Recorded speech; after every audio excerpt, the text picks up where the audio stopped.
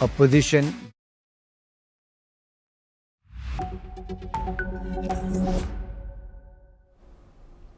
Hello and welcome. I'm Sima Katauka and you're watching the World Report on NewsX World. Let's take a look at the top headlines of this hour.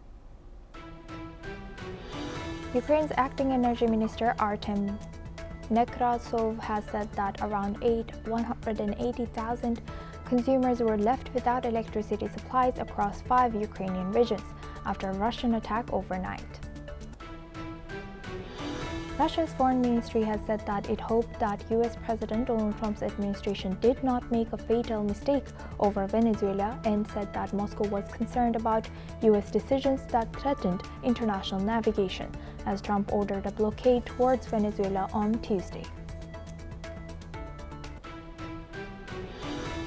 French, Saudi Arabian, and American officials will hold talks with the head of the Lebanese army in Paris today. The talks are aimed at finalizing a roadmap to enable a mechanism for the disarmament of Hezbollah as Israel continues to breach the fragile ceasefire. The U.S. Senate has voted to pass the Department of Defense budget bill for fiscal year 2026, which included the repeal of the Caesars Act imposed on Syria since 2019. The bill won the support of 77 senators as Syria's Minister of Foreign Affairs and Expatriates, Assad Hassan al-Shaibani, thanked the U.S. Senate.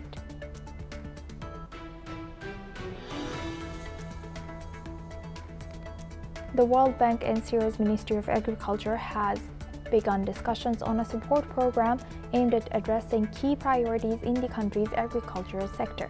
They met via video conference, including Isabel Liu, the bank's agricultural sector lead for Syria and Lebanon. British police said a court hearing for Britain's Duke of Marlborough, Charles James Spencer Churchill, is charged with 3 counts of international strangulation was adjourned. However, a new hearing date has yet to be set. The United States has approved a record $11.1 billion arms package for Taiwan, including HIMARS rocket systems. This comes as Taipei plans an additional $40 billion in defense spending, which could further strain U.S.-China relations. The rebel movement M23 has announced its exit from the strategically important city of Uvira in eastern DRC. This reportedly comes at the request of American mediators in the conflict between the M23 and the armed forces of the DRC.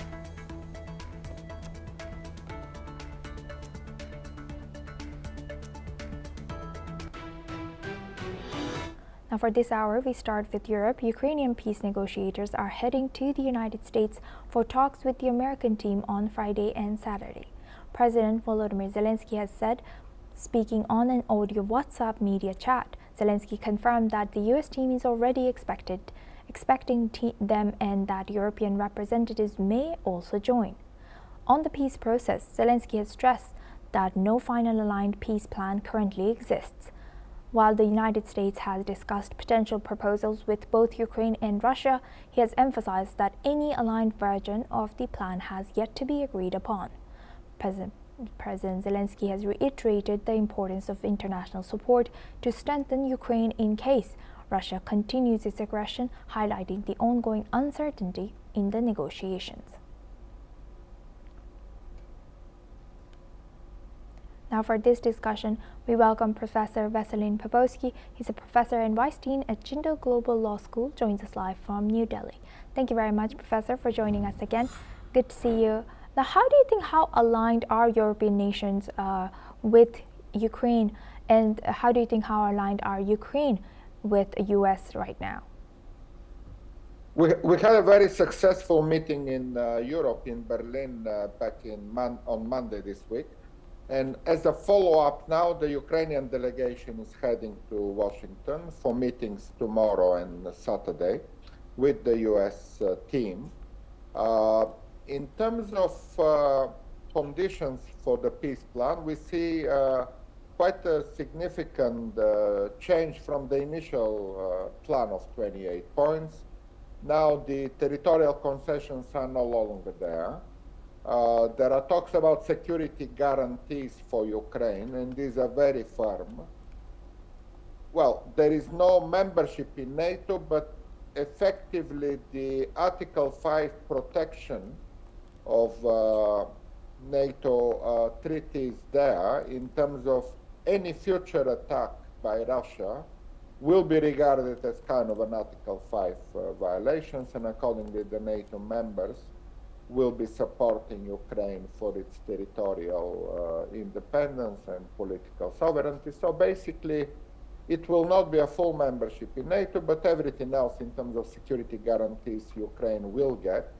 Also, importantly, the Ukrainian army will be of the size of 800,000 soldiers, which is the biggest in Europe. It's much bigger than Germany. And that's also a significant agreement between the European countries. And nobody can change that. Donald Trump cannot change it, Vladimir Putin even less. What the Europeans decide that back in Monday this week will be there, and that's good for Europeans as well, because they need their own security to be protected against possible Russian attack in the future.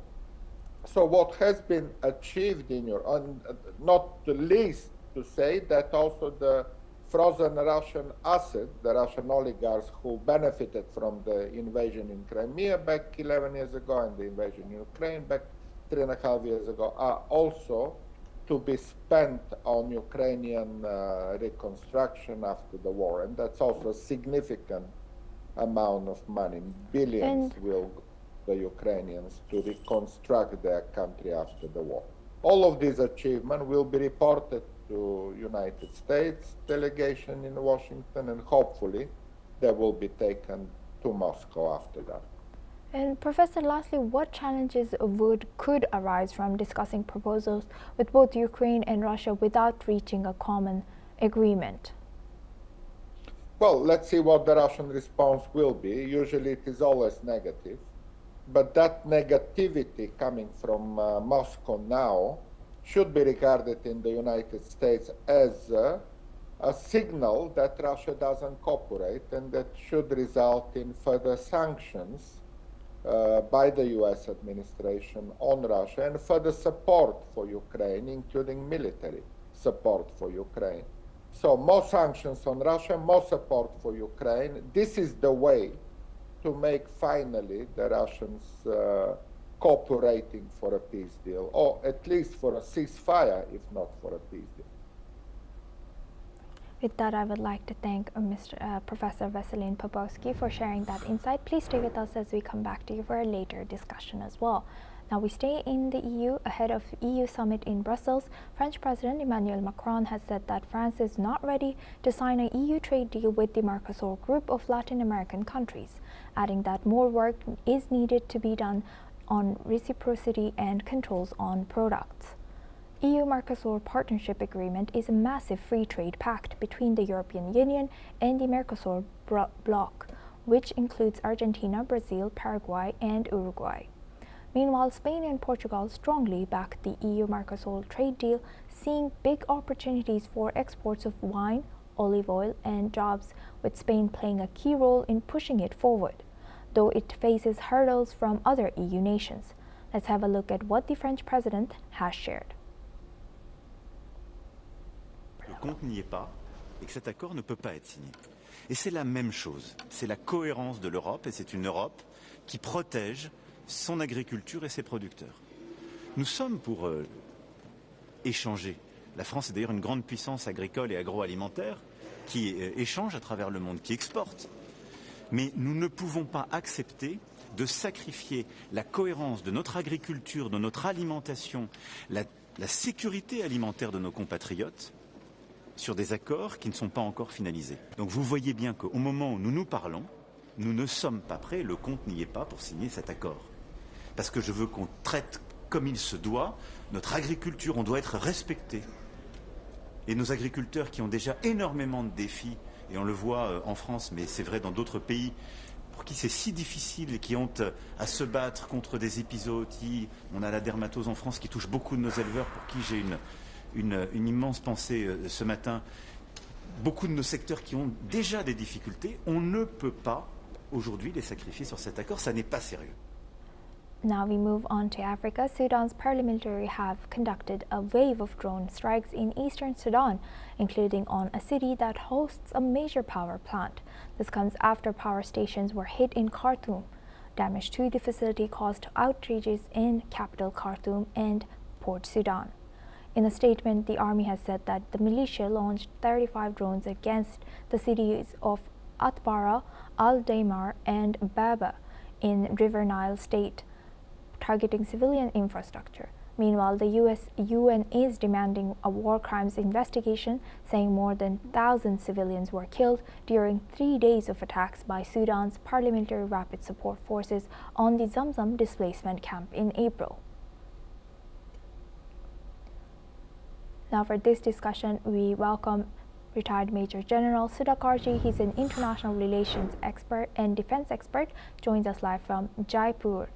Sir, you're in Jaipur today. Nice.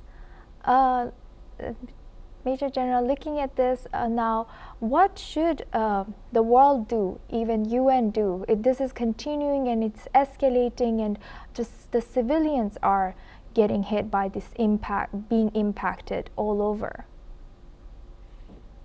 Very, very insightful and pertinent question you have raised, Asoma. Good evening. Thank you for getting me to your show. That is the moot question for everything that we are witnessing, whether it is Israel or Ukraine or Sudan or any place or in Central Africa. What should the world do? The world should do what people actually want to be done. What do the people want to be done in Sudan? People want peace, normalcy, tranquility. They want a livelihood. They want sustainable development. They want economic development taking place. They want the quality of life to improve. They are all struggling below the poverty line for survival. So will anybody in the world order listen to the woes and the grievances of the people? No.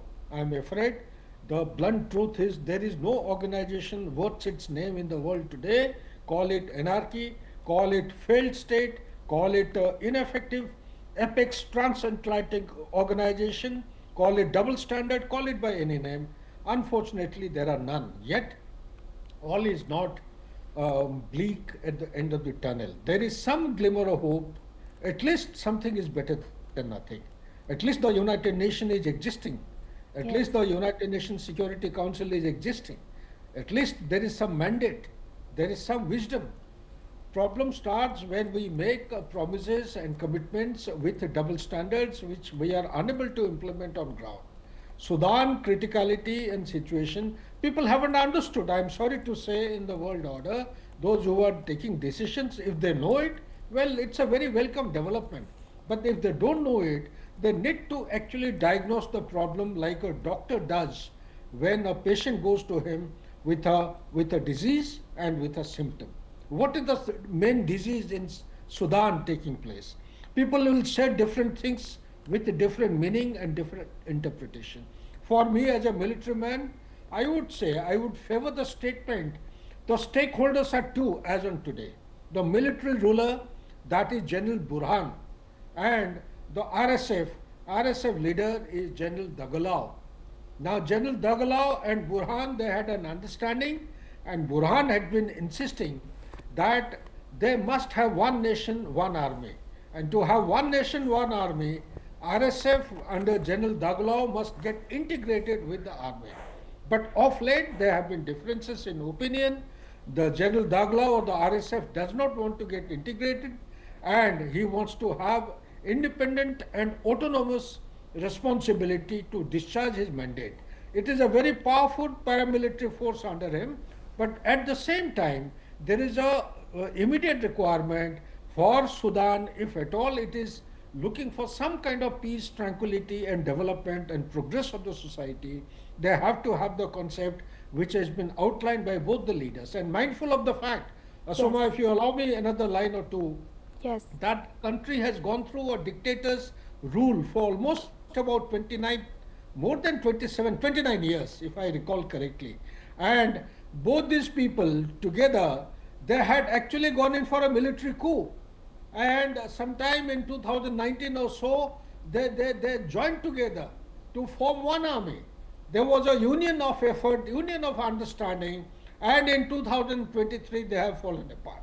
So what has happened? If Donald Trump has come in, Saudi Arabia has requested, UAE has requested to America, please help us stop this war. So why Saudi Arabia and UAE are interested in stopping the war? If they don't stop the war, then across the Red Sea they will keep having all the jihadis and terrorists, swimming across or sailing across, and they come to the banks of Saudi Arabia. They play merry hell. That is the biggest danger. There is going to be a migration of population.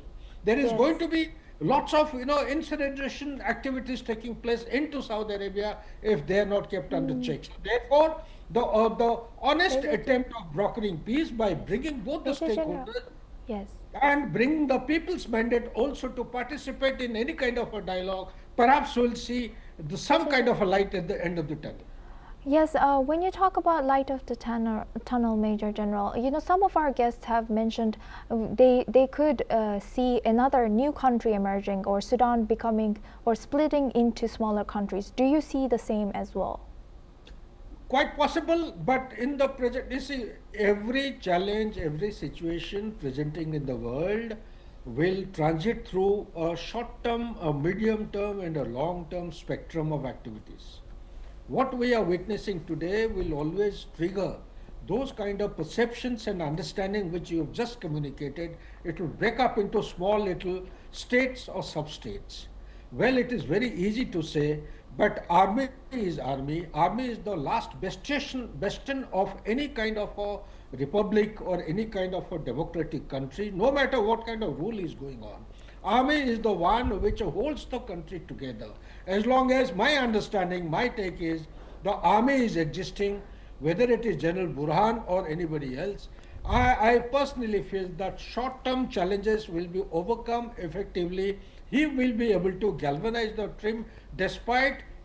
galvanize the country and keep it together and united despite all challenges and all predicaments coming. However, there are forces inimical.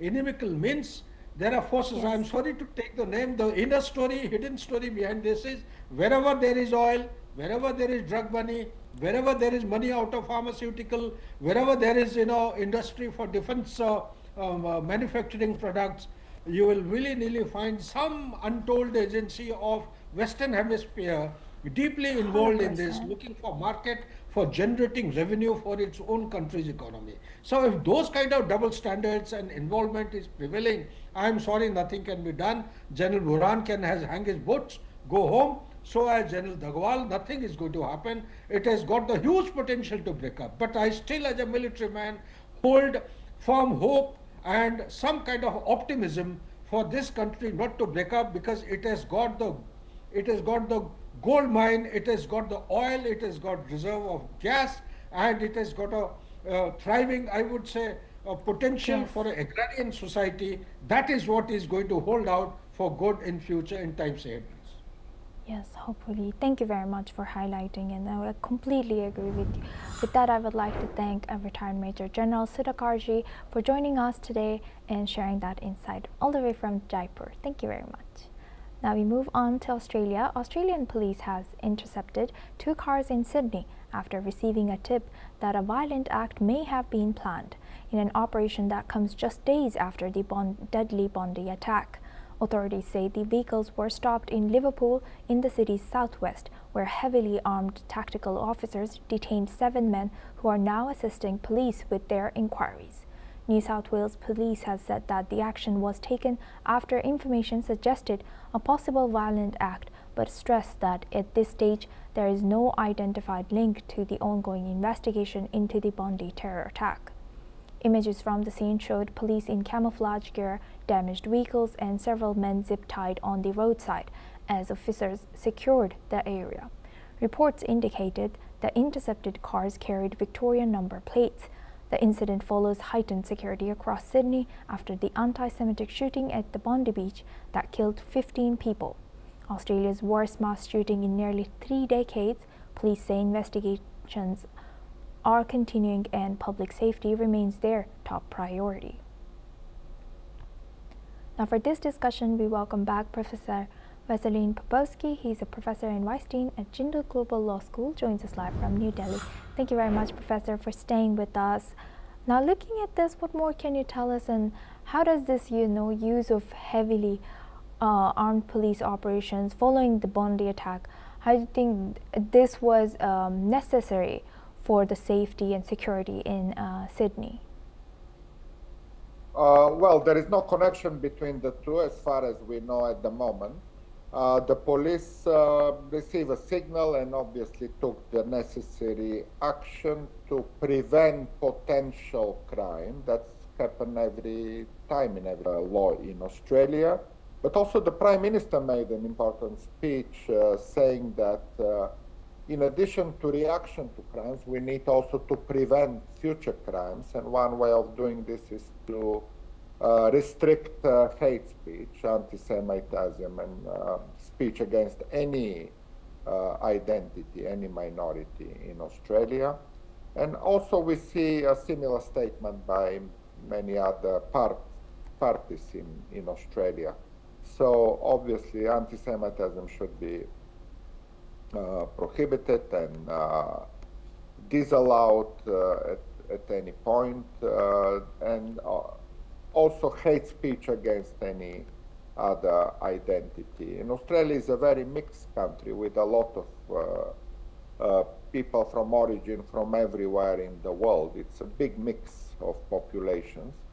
So for that matter, this statement by the Prime Minister was very important. Obviously, the law enforcement will do their own work, which is to respond to every signal, to search and detain potential future criminals, yes. And that's what the law enforcement. Professor, yes, thank you for sharing that. And Professor, how should governments balance transparency and caution when sharing information during this heightened security alerts, especially when authorities act on intelligence about a possible violent act without confirming the links? Yes, they have to verify the intelligence and all the information they get. They shouldn't violate human rights by going into the other extreme of arresting people without enough suspicion that they are planning some attack. But in this case, those 7 people arrested apparently were planning some criminal activity. So let's see what the investigation will show. Obviously, the police is very well trained, and I'm sure in Australia, police is very competent and well trained to separate apparently some signals that are not genuine from the very much verified information and intelligence that can lead to potential future crimes. I'm in full confidence in the law enforcement agencies in Australia to make the distinction you assume correctly pointed out. With that, I would like to thank Professor Vasilin Popovsky for joining us today as a professor and vice dean of Jindal Global Law School from New Delhi. Thank you very much. Now we move on to our next news. Micron Technology's share rose to 9% in pre-market trading after the U.S. chipmaker delivered an outsized quarterly profit forecast, underscoring its leadership in the high-bandwidth memory chip market as prices surge. Micron is one of the only 3 major suppliers of high-bandwidth memory chips alongside Samsung and South Korea's SK Hynix, as the chips are pivotal for training and deploying generative AI models. The company has forecasted the second quarter adjusted profit at nearly double of the Wall Street expectations, underscoring how Micron is capitalizing on global supply crunch for memory chips amid booming demand from data centers, propelling its shares higher by about 168% so far this year. Meanwhile, Micron CEO Sanjay Mehrotra has said that he expects memory markets to remain tight post-2026, and that in the medium term, while Micron expects to meet only half of the 2/3 of demand from several key customers. That's all we have time for. Keep watching NewsX World.